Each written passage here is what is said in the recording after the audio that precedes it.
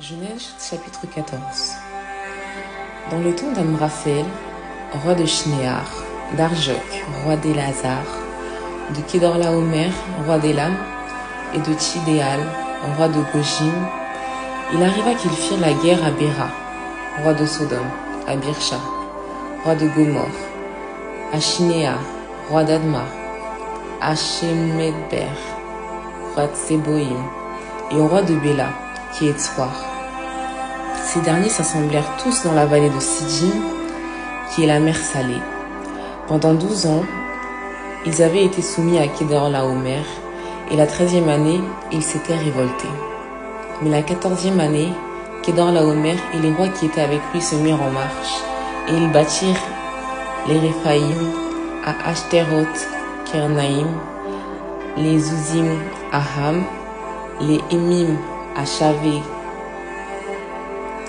Kirzajataim, et les Oriens dans leur montagne de Séir, jusqu'aux chaînes de Paran, qui est près du désert.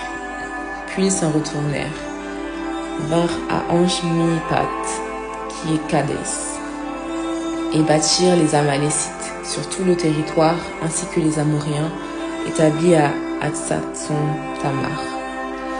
Alors s'avancèrent le roi de Sodome, le roi de Gomor, le roi d'Adma, le roi de Tseboïm et le roi de Béla, qui est Tswar. Et ils se rangèrent en bataille contre eux, dans la vallée de Siddim, contre Kedorlaomer, roi d'Élam, Tidéal, roi de Gojim, Amraphel, roi de Shinéar, et Arjok, roi d'Élasar. 4 rois contre 5. La vallée de Siddim était couverte de puits de bitume. Le roi de Sodome et celui de Gomor prirent la fuite, et y tombèrent.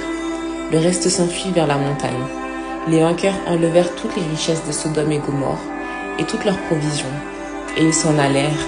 Ils enlevèrent aussi avec ses biens Lot, fils du frère d'Abraham, qui demeurait à Sodome, et ils s'en allèrent. Un fuyard vint annoncer à Abraham, l'Hébreu, celui-ci habitait parmi les chaînes de Mamré, l'Amoréen, frère d'Escol et frère d'Aner, qui avait fait alliance avec Abraham. Dès qu'Abraham eut appris que son frère avait été fait prisonnier, il arma 318 de ses plus braves serviteurs, nés dans sa maison, et il poursuivit les rois jusqu'à Dan. Il divisa sa troupe pour les attaquer de nuit, lui et ses serviteurs.